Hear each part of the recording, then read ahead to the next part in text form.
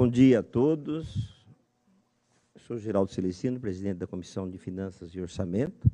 Ao meu lado, o vereador Tiago Surfista, que também é membro da comissão. A Carol Ribeiro, por motivos partidários, ela não pôde comparecer, mas como a comissão é composta por 3 vereadores, a quórum e podemos dar início à sessão. E, como presidente da Comissão de Finanças e Orçamento da Câmara Municipal de Guarulhos, nesse momento, a comissão irá demonstrar e avaliar o cumprimento das metas fiscais do primeiro quadrimestre do ano de 2024, obedecendo desta forma ao disposto do parágrafo 4º do artigo 9º da Lei Complementar no 101, de 4 de maio de 2000, Lei de Responsabilidade Fiscal. Estão presentes Oscar Otávio Bonilha Neto, diretor do Departamento de Tesouro, ao qual eu convido para fazer parte da mesa. O senhor Fábio Roberto Pavão, diretor da Despesa, também convido a fazer parte da mesa. O senhor Márcio Augusto Correia, diretor, assistente de Gestão Pública. O senhor Guilherme Costa Moreira, diretor do Planejamento Orçamentário, fazer parte da mesa. Após a apresentação, eu vou abrir a palavra para os senhores vereadores presentes que tiverem questões relacionadas ao cumprimento das metas fiscais. E o público presente. E também esta audiência está sendo transmitida via online, através da plataforma E-Democracia, E-Democracia, que poderão fazer perguntas e, posteriormente, serão respondidas. Saudar todos os funcionários da Secretaria da Fazenda presentes. Vou passar a palavra ao senhor Oscar Bonilha e, posteriormente, ele poderá nomear aí o Guilherme, que fará. O Guilherme fará a explanação. Só um minutinho, o Tiago Surfista quer dar uma palavra, Tiago? Bom dia a todos, é um prazer estar aqui nessa audiência. Espero que façam uma grande apresentação. Eu estou com um relatório aqui, Geraldo, não sei se você está, mas é importante a gente saber esses números, até para passar para a população o que a Prefeitura tem feito com os recursos na nossa cidade. Então, boa apresentação, Guilherme. Estamos aqui para colaborar e ajudar, e um bom dia a todos. Obrigado, vereador Tiago Surfista. Presente a vereadora Carlinda Tinoco, prazer tê-la aqui acompanhando a audiência. Então, eu passo a palavra para o Oscar e, posteriormente, o senhor pode passar direto para o Guilherme. Ok. Bom dia, senhor presidente. Bom dia, vereadores. Bom dia, vereador. Eu vou passar a palavra ao meu colega Guilherme, que é diretor de Planejamento Orçamentário, que vai fazer a apresentação dos resultados do primeiro quadrimestre. Por favor, Guilherme.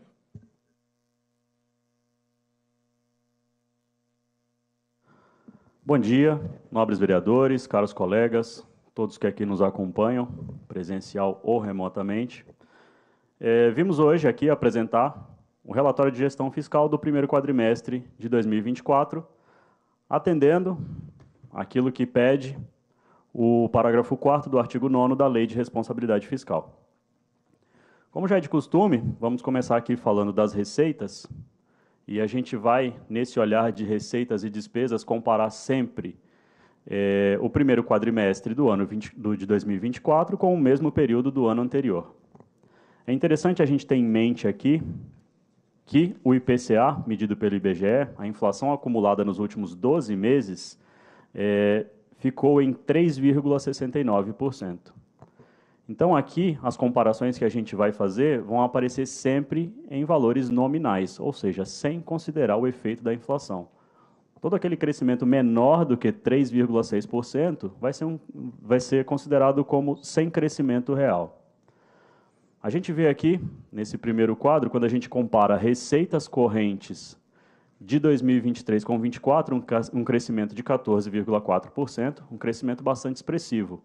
Cabe aqui a gente lembrar, e quem vem acompanhando quadrimestralmente essas apresentações, que o ano de 2023 foi um ano de receitas bastante abaixo do esperado. Então, aqui agora, quando a gente compara com um ano que foi ruim, parecem expressivas essas receitas. Mas cabe sempre lembrar que a gente está comparando com uma base bastante fraca. As receitas de capital cresceram 5,7%. A gente fica com um total arrecadado no primeiro quadrimestre de 23 em 1,9 bi e agora em 24, 2,2 bi. Quando a seguir a gente começa a detalhar essas receitas correntes em impostos, taxas e contribuições de melhoria, receitas de contribuições, receita patrimonial de serviços correntes, transferências correntes e outras receitas correntes, e as de capital a gente vai quebrar elas em operações de crédito, alienação de bens, amortização de empréstimo e transferências de capital. Já chama atenção para a primeira delas ali, impostos, taxas e contribuições. Aqui vão estar, por exemplo, o IPTU e o ISS, e a gente vê um crescimento bastante grande nessas receitas, de 13,17%.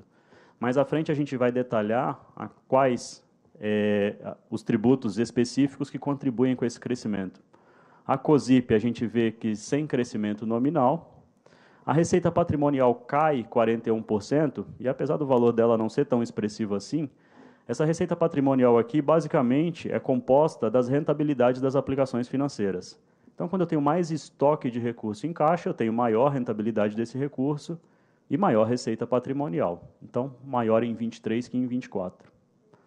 A gente vê uma variação grande também nas transferências correntes. E aqui a gente está falando da maior dimensão das nossas receitas. Vai estar, por exemplo, o ICMS, que performou muito mal em 2023, bastante abaixo do esperado, e 2024 ele começa a recobrar um comportamento dentro do que a gente projetou. Já nas receitas de capital, a gente vai ver um aumento nas operações de crédito, e aqui estão receitas, por exemplo, do CAF ou do Finisa.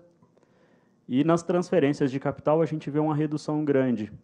E essa redução aqui das transferências de capital, basicamente o FUNSAI vai explicar toda ela, que nesse período do ano passado já tinha sido feita a transferência. Este ano temos uma transferência agora em maio e a próxima prevista para até setembro. Então, natural esse valor menor nesse momento.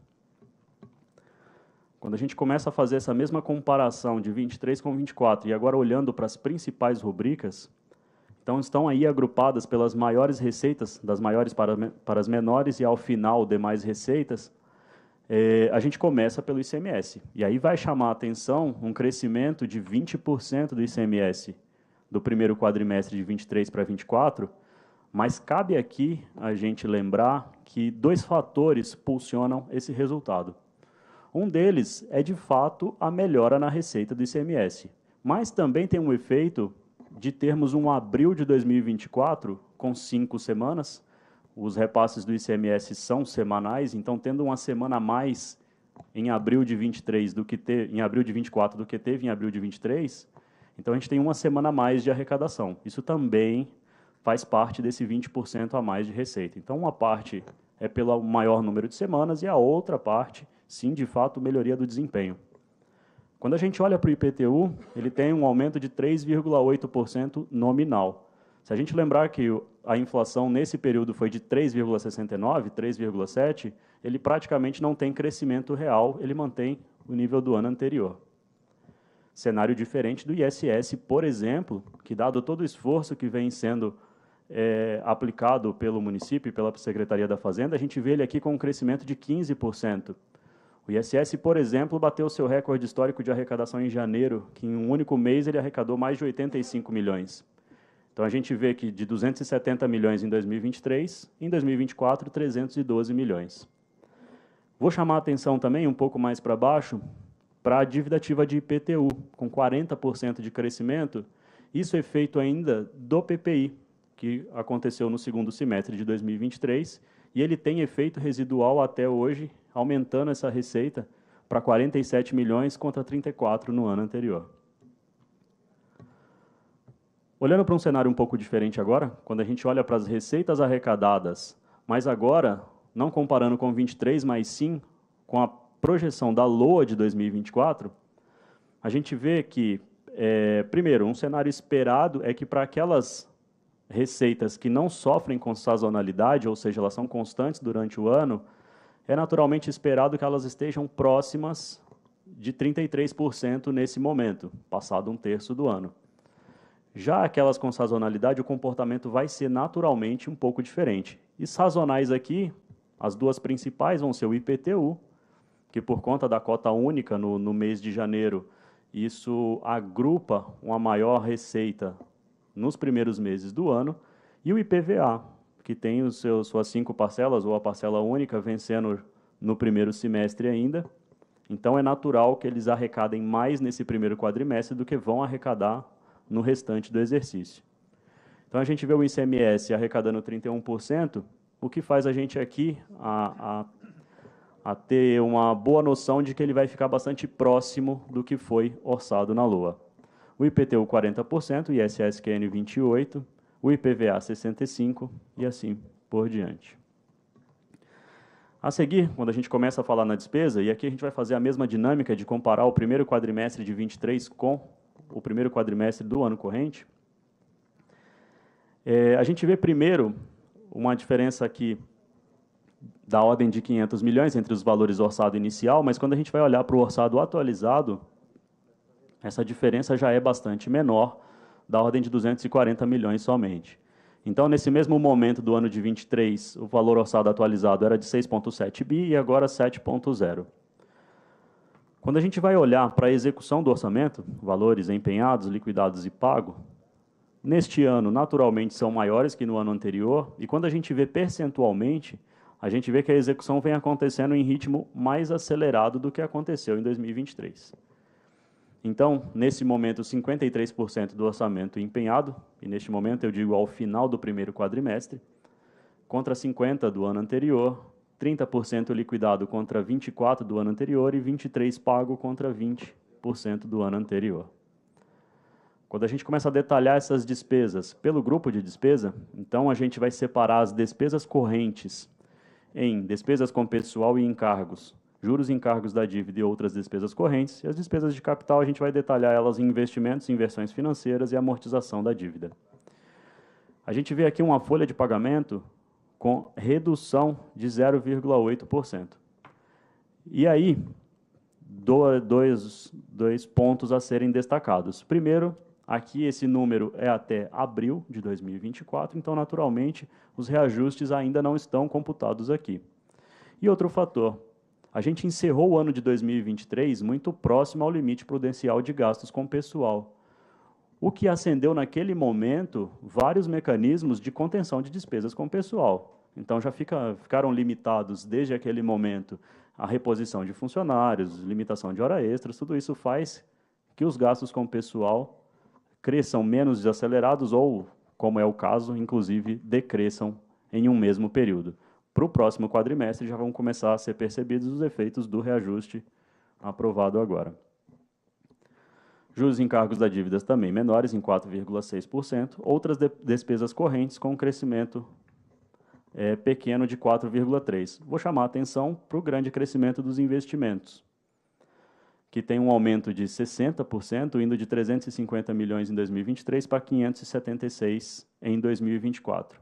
Isso porque aqui já seguem a todo vapor as obras do CAF, as obras de Finisa, Desenvolve São Paulo, tudo isso já em velocidade bastante mais acelerada do que o ano anterior. Inversões financeiras, o único gasto aqui são os aumentos de capital na Proguaru, seguem com um aumento de 20 milhões no ano passado para 26 nesse ano. Aqui, somente o residual da folha de pagamentos, dos poucos funcionários que ainda seguiam lá, e o pagamento das dívidas. Eles tinham lá um parcelamento de INSS, pago mensal, da ordem de quase 3 milhões. Então, praticamente, esse valor todo é explicado com a folha e esse parcelamento do INSS. E a amortização da dívida, de 108 milhões para 95. Quando a gente vai olhar aqui as despesas separadas por secretaria, e aqui, por questão de espaço, não consigo colocar todas, coloquei das maiores orçamento para os menores, mas, caso tenha dúvida ou queiram, tem o material completo e podemos ver todas elas aqui. Elencadas do maior orçamento para o menor, a gente vai ver na Secretaria de Educação, que nesse momento já executou, ou seja, já empenhou 976 milhões, saúde 800 milhões, gestão 300, os encargos 500 milhões, Secretaria de Obras 400, Secretaria de Administrações Regionais 227 milhões e assim por diante. Quando a seguir a gente olha esse número em gráfico, e aqui é interessante olhar ele em gráfico para a gente ver a real dimensão de como é discrepante o volume orçamentário trabalhado por cada secretaria. Então, a gente vai ver ali saúde e educação com quase o dobro de gestão e encargos, e esses 4 muito maiores que todos os demais. A seguir, a gente vai começar a falar de fato dos resultados fiscais, e vamos começar pelo resultado primário. Resultado primário que vai ser a diferença entre as receitas primárias e as despesas primárias. Aqui nas despesas primárias, vamos considerar as despesas liquidadas. Então, a gente, nesse período, no primeiro quadrimestre de 24, receitas primárias totais 2,159 bi, despesas primárias totais 2,122 bi, a diferença entre elas, um superávit primário de 37 milhões. A meta da LDO comportava um resultado negativo para o exercício de até 1 bi negativo. Então, nesse momento, bastante longe da meta ainda. Já o resultado nominal, que na prática ele vai medir para a gente a variação da dívida fiscal líquida do município no período analisado, e aqui vamos analisar o encerramento do exercício de 2023, 31/12 de 23, e 30 de abril de 24.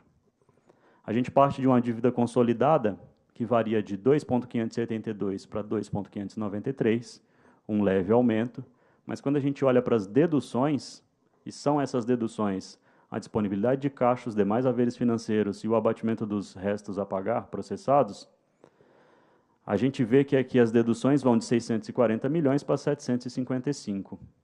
Com isso, quando a gente abate as deduções da dívida consolidada, a gente fica com a dívida líquida que varia de 1,9 bi no final do exercício passado para 1,8 no exercício presente. 103 milhões de diferença negativos, ou seja, o endividamento do município nesse período foi reduzido em 103 milhões.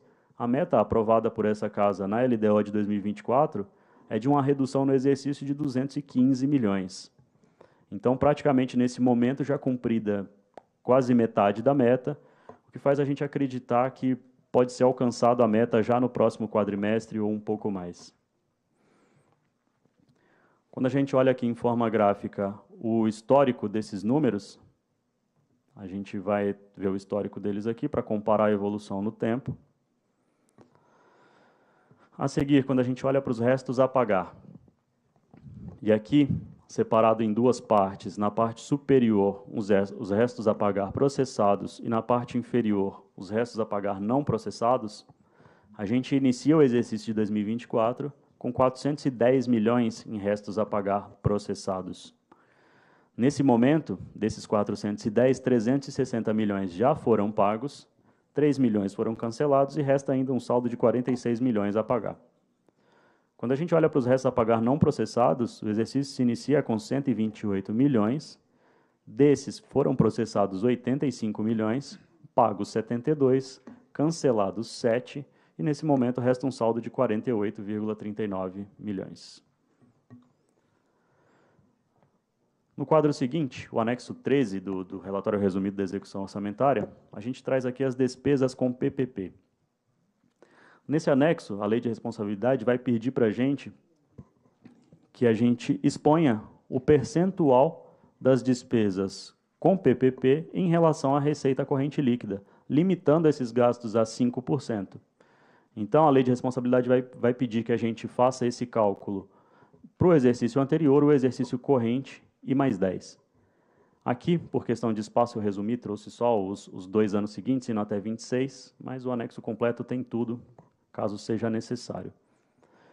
Nesse momento, as 2 PPPs ativas que a gente tem são a da iluminação, já em plena execução, e a do Hospital Infanto Juvenil, ainda em fase de obras, então com poucas despesas executadas até o momento. Das despesas executadas, a gente vai ver 5 milhões lá em 2023, 13,34 em 2024, estimados 40 para 2025 e 44 para 2026, isso correspondendo a um percentual lá em 2023, 0,09%, 0,21% estimado para 2024, 2,92% para 2025 e 2,98% para 2026, então enquadrados dentro do limite de 5% e assim continuam no período de 10 anos em que é aqui estimado. A gente olhando agora para os limites, o primeiro deles que a gente vai tratar é o limite de gastos com pessoal. Então, a gente parte de uma despesa bruta com pessoal de 2,7 bi, compostas de 2,1 bi de pessoal ativo, 243 milhões de inativos e pensionistas, 590 mil de outras despesas com pessoal e 321 milhões de despesas com pessoal decorrentes de contratos de terceirização. Efetuadas as deduções, da ordem de 172 milhões, a gente fica com a despesa líquida de pessoal de 2,5 bilhões, que representa 44,6% da receita corrente líquida. Abaixo ali, os limites trazidos pela Lei de Responsabilidade Fiscal, por enquanto, enquadrados no limite, lembrando que não tem aqui os efeitos ainda do reajuste da folha. A seguir, quando a gente olha aqui em forma de gráfico esse número, a gente percebe que lá encerramos 2023 muito mais próximos do limite do que o momento agora, mas ainda assim próximo do limite de alerta de 48,6%. Quando a gente olha para o endividamento, se lá atrás no resultado nominal a gente viu a variação dessa dívida do ano anterior para agora, aqui a gente vai comparar esse endividamento com a receita corrente líquida. E aqui a gente vai, mais uma vez, partir de uma dívida consolidada de 2,5 bi, composta de 1,3 bi de dívida contratual e 1,2 de precatórios. Efetuadas as deduções, a gente fica com a dívida consolidada líquida de 1,8 bi, que representa 32,1% da receita corrente líquida. Olhando em gráfico, nesse momento, no mínimo histórico do endividamento do município, bastante longe do limite máximo de 120% e bastante longe do cenário inicial, né, que é herdado lá de 2016, de 105,1%. Quando a gente olha para a dívida previdenciária, e aqui mais uma vez a gente vai olhar para a dívida consolidada e fazer os seus abatimentos, o que percebemos é que se mantém a dívida do final do exercício para o momento atual, entretanto aumentam as deduções porque aumenta a disponibilidade bruta de caixa. Com isso, a dívida consolidada líquida é negativa. Significa o quê? Que apesar de existir a dívida, a disponibilidade de caixa é suficiente para comportar ela e ainda há sobra. Quando a gente vai olhar aqui para os limites da operação de crédito, a gente aqui, como operação de crédito, a gente tem apenas aquelas contratuais, sendo internas o Finisa e o Desenvolve São Paulo, por exemplo, e externa o CAF. A soma delas, 72,58 milhões, que representam 1,3% da receita corrente líquida, devidamente enquadrado no limite de 16%. Quando a gente vai olhar agora para o gastos com educação, a gente parte aqui de uma receita até o momento no quadrimestre de 1,7 bilhões, despesas executadas com educação que computam nesse cálculo 465 milhões, o que dá um percentual de 26,75% nesse momento aplicado no ensino. O limite mínimo constitucional de 25%, portanto, nesse momento cumprido. Quando a gente vai olhar para a saúde, aqui a receita de 1,7 bi, e aplicados na saúde até o momento 551 milhões, que representam 31,7% do orçamento. Então, nesse momento também, o limite mínimo aqui imposto pela Constituição de 15%, bastante acima dele até agora. Era o que tínhamos a apresentar. Agradeço a atenção de todos e me coloco à disposição, caso tenha alguma dúvida persistido. Obrigado. Eu agradeço a sua explanação. Eu vou abrir agora a palavra. A vereadora Carlinda quer fazer alguma pergunta? Tranquilo. Deixa eu fazer uma pergunta. A questão do limite de pagamento de funcionário público está incluído as terceirizadas? Tá sim, vereador. Deixa eu voltar aqui, tá pertinho aqui, eu volto agora. Ali, ó, na quarta linha em branco ali, outras despesas de pessoal decorrente de contratos de terceirização, 321 milhões. Então, estão computados aí. Então, 5,6% do gasto com pessoal com terceirizados. Qual o índice que está hoje, total? O total, 44,6% ao final do primeiro quadrimestre. Tá bom. Obrigado. Guilherme, eu ia também a fazer essa pergunta, né, até porque estive conversando com o Adam, que foi o secretário de gestão, e parece que não está definida essa questão das terceirizadas, né? Estava discussão no Senado, e aí dizem que não é competência do Senado, é da Fazenda, enfim, porque isso atrapalha toda a logística aqui da cidade, nessa questão da folha. Mas como o Geraldo já perguntou, você já respondeu, eu agradeço. E eu queria perguntar sobre o IPTU, qual que é o índice de inadimplência atual, né? Eu vi que o IPTU é o segundo aqui na arrecadação, atrás do ICMS, é uma receita importante para a cidade. Então, eu queria saber o índice de inadimplência atual, porque isso impacta diretamente também nas finanças da cidade. O IPTU, sim, é uma das principais receitas, é uma das 4 principais receitas. Então, ali das 4 principais, ICMS, IPTU, IPVA e ISS, somam mais de 65% da nossa receita. Então, o IPTU, sim, é uma receita muito importante para nós. Nesse momento, entre todos os efeitos ali do IPTU, o total lançado de IPTU gira em torno de 1 bi, e a arrecadação dele vai ficar a pouco mais de 500 milhões. Então, a gente vai ter um número entre 400 e 500 milhões de IPTU não arrecadado. Tem sido assim, foi assim no último ano, e a perspectiva para esse também.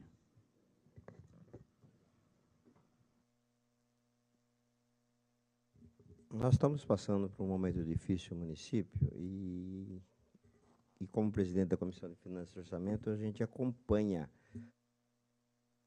a gritaria geral quanto à questão dos fornecedores, dos prestadores de serviço, quanto ao atraso de pagamento. Qual a causa desse atraso? É a queda da arrecadação? O que foi que caiu? Foi o ICMS? O que está acontecendo? Vê se você consegue me responder. Vamos lá. Quando a gente olha para o cenário das receitas de 2024, a gente não vê um cenário assim tão ruim. Como a gente viu aqui, a gente vê um ICMS com uma performance bastante melhor do que do ano anterior. Então, a gente vê o ISS com o seu máximo histórico. Então, por que dessa dificuldade toda? Muita dela foi trazida do ano anterior. 2023 foi um ano de receitas muito difíceis. Então, o ICMS, que é a nossa principal receita, que orçado quase 2 bi, ele ficou muito abaixo do esperado. Então, não sofremos só nós, Guarulhos, é um cenário que sofreu todo mundo, sofreu o Estado, e tudo isso trouxe para nós aqui em restos a pagar. A gente viu que a gente abriu o exercício com 400 milhões de restos a pagar inscritos. Já pagamos 360 milhões nesse momento. Então, tudo isso faz o caixa estar mais sensível nesse momento. A gente espera que, cumprindo as receitas de 2024 e executado todos os mecanismos de controle e de balanço de tudo isso, de economizar, de não ultrapassar os limites da receita, que esse cenário melhore até o final do exercício. Mas trouxemos um problema bastante grande de 2023, que foi um ano de receitas bastante difíceis. Obrigado, Guilherme. Mais alguma pergunta, vereador Tiago? Alguém gostaria de fazer alguma pergunta? Oscar, quer fazer alguma colocação para a gente encerrar essa audiência?